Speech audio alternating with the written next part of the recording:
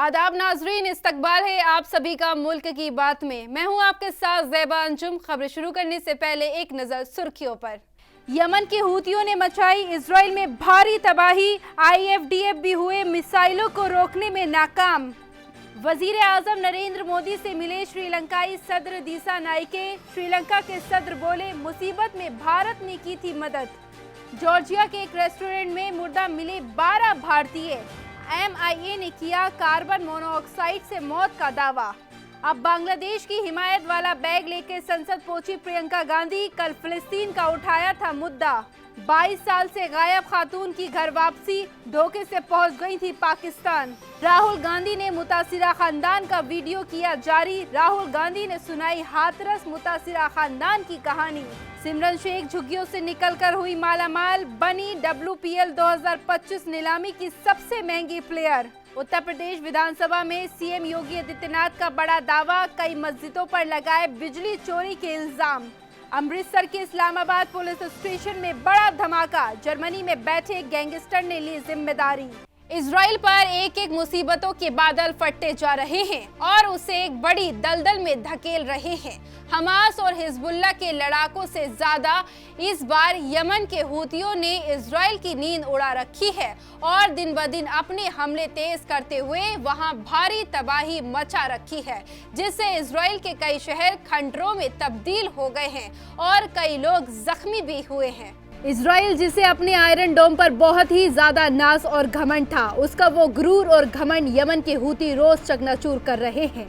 उसके गुनाहों की सजा देते हुए हूती लगातार इजराइल पर रॉकेटों और मिसाइलों की बारिश कर रहे हैं, जिससे वहां बड़ी तबाही मची हुई है। प्रेस टीवी की खबर के मुताबिक बता दें कि यमनी रेजिस्टेंस ग्रुप के तर्जुमान याया सारी ने ऐलान किया है कि मिसाइल यूनिटों ने हाइपरसोनिक फिलिस्तीन 2 बैलिस्टिक मिसाइल इस्तेमाल करते हुए तेल अबीब में फौजी अड्डों पर हमला किया है। ब्रिगेडियर जनरल याया सारी ने कहा कि मिसाइल हमला गजा में फिलिस्तीनियों की हिमायत में किया गया था और ये अपने मकसद को हासिल करने में कामयाब हुआ। याया ने कहा कि यमनी रेजिस्टेंस ग्रुप अपने हमले जारी रखेंगे। इजरायली कब्जे वाले इलाकों को निशाना बनाना उस वक्त तक नहीं छोड़ेंगे जब तक नस्लकुशी खत्म नहीं हो जाती और फिलिस्तीन की जमीन को इजरायली फौज हमेशा के लिए छोड़ नहीं देते। वहीं द टाइम्स ऑफ इजराइल के मुताबिक यमन से इजराइल पर दागी गई बैलिस्टिक मिसाइल ने सेंट्रल इजराइल के ज्यादातर हिस्सों में सायरन बजाया, जो करीब 1 महीने में उस इलाके में पहली बार हुआ। IDF ने कहा कि कई मिसाइलों को गिराने में वो कामयाब तो हुए, लेकिन फिर भी वो कुछ मिसाइलों को रोकने में नाकाम रहे, जिसकी वजह से वहां कई इलाकों में भारी तबाही हुई, लोग जख्मी हुए। यमन से दागी गई बैलिस्टिक मिसाइल ने इजरायली कब्जे वाले इलाकों में स्ट्रेटेजिक तंसीबात को निशाना बनाया, जिससे सायरन बजने लगा, जिसके बाद कई इजरायली शहरी जख्मी हो गए। इजरायली चैनल 14 के मुताबिक शेल्टर की तरफ भागते वक्त कई शहरी जख्मी हुए और कुछ की हालत इंतहाई नाजुक बनी हुई है। देखना ये होगा कि अगर इसी तरह यमन के हमले जारी रहे तो इजराइल आखिर कब तक गजा में जुल्म को जारी रख पाएगा, क्योंकि जल्द ही उसका खात्मा यकीनी हो गया है। श्रीलंका के सदर अनुरा कुमार दिसानायके अपने पहले विदेश दौरे पर भारत आए हैं। इस दौरान उन्होंने वजीर आजम नरेंद्र मोदी से मुलाकात की। दोनों के बीच 2 तरफा बातचीत हुई। दिसानायके ने PM मोदी को यकीन दिलाया कि वे अपने मुल्क की जमीन का इस्तेमाल भारत के खिलाफ कभी नहीं होने देंगे। मीडिया रिपोर्ट्स के मुताबिक बताते चले कि सदर के तौर पर पहली बार भारत दौरे पर आए दिसानायके ने पीर की रोज को कहा कि श्रीलंका भारत की मदद के लिए आगे बढ़ेगा और पड़ोसी मुल्क को वो अपना सपोर्ट देता रहेगा। दिसानायके ने कहा कि हमने तकरीबन 2 साल पहले एक बड़े मुआशी बुरान का सामना किया था। भारत ने हमें उस दलदल से बाहर निकालने में बहुत मदद की थी।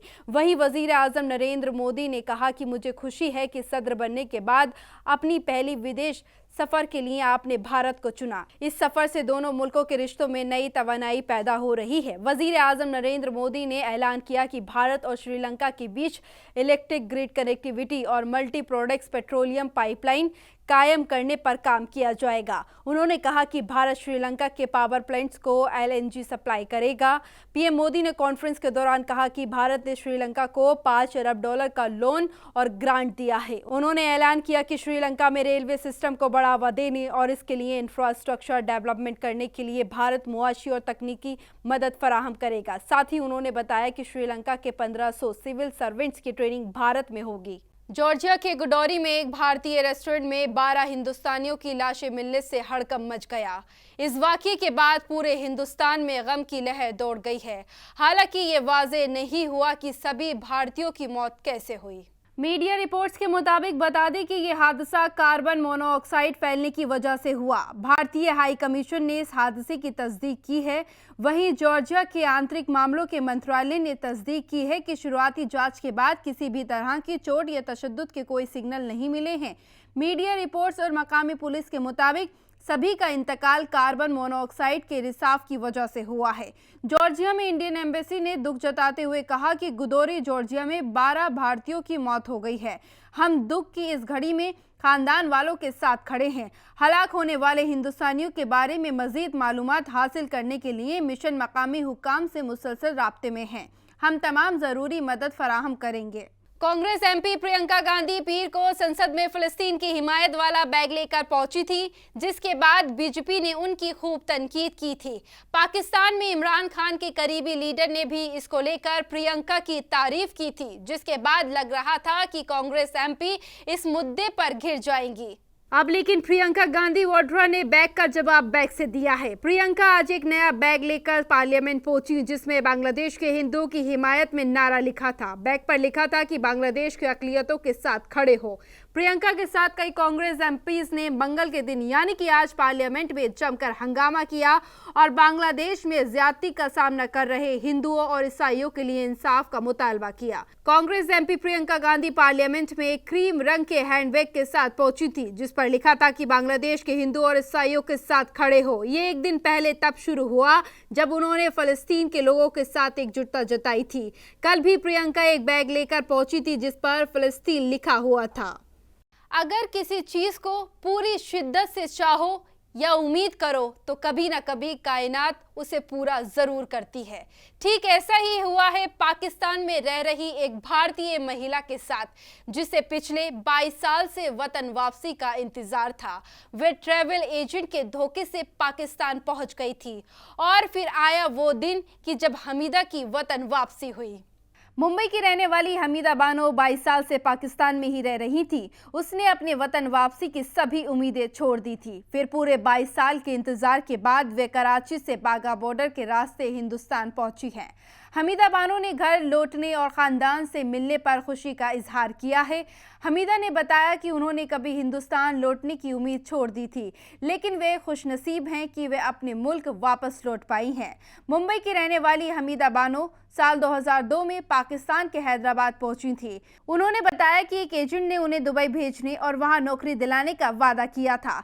हालांकि एजेंट ने उन्हें धोखे से पाकिस्तान भेज दिया। दुबई के बजाय एजेंट उसे पाकिस्तान के सिंध प्रांत में ले गया। साल 2022 उसकी मुलाकात एक पाकिस्तानी यूट्यूबर से हुई। ख्वातीन ने उसे अपनी आपबीती बताई। यूट्यूबर ने ख्वातीन की आपबीती की एक वीडियो बनाई, फिर वीडियो वायरल हुई। इस वीडियो को देखने के बाद कई लोग ख्वातीन की मदद के लिए सामने आए। ख्वातीन की बेटी यास्मीन ने भी उससे फ़ोन पर बात की। ख्वातीन अपने पति की मौत के बाद अपने 4 बच्चों की देखभाल कर रही थी। ख्वातीन ने दोहा, दुबई और सऊदी अरब में रसोइया के रूप में भी काम किया है। पाकिस्तान पहुंचने के बाद ख्वातीन की पाकिस्तान के ही रहने वाले एक शख्स से ही शादी हो गई थी।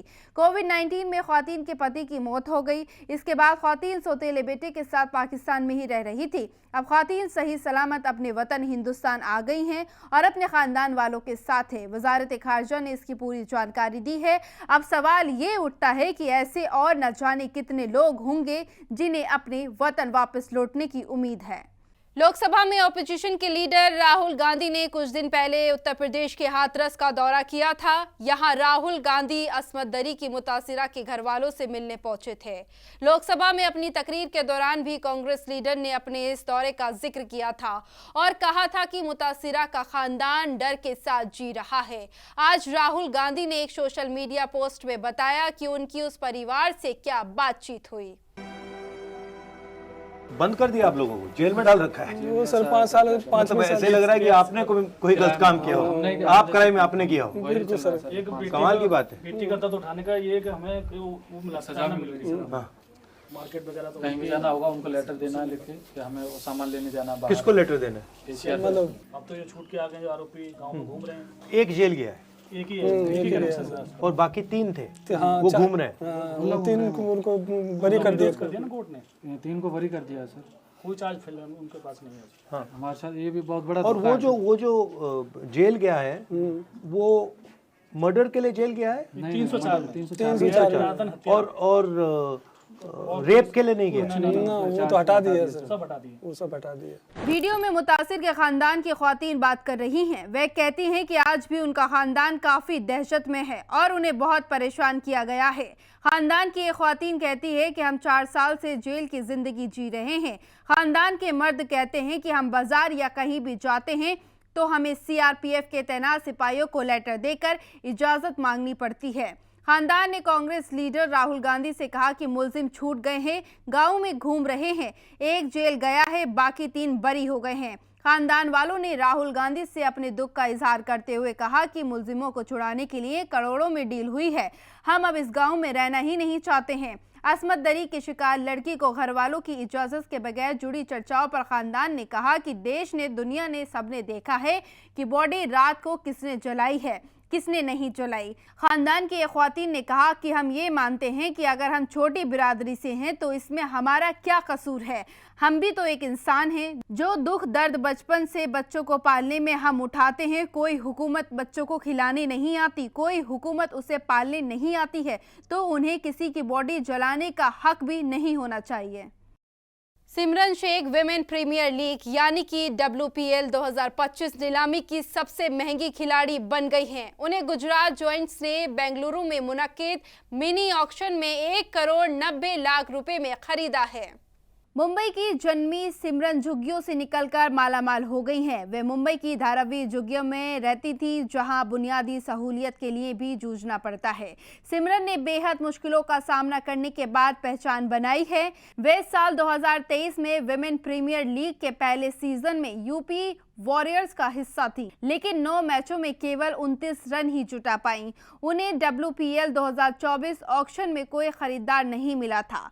सिमरन तीसरे सीजन में चमक बिखेरने को बेकरार होंगी। बता दें कि WPL 2025 नीलामी में 4 हैरत अंदाज बोली लगी हैं। नीलामी में कुल 19 प्लेयर्स को खरीदार मिले हैं, लेकिन महज 4 को ही 1 करोड़ से ज्यादा की रकम नसीब हुई है।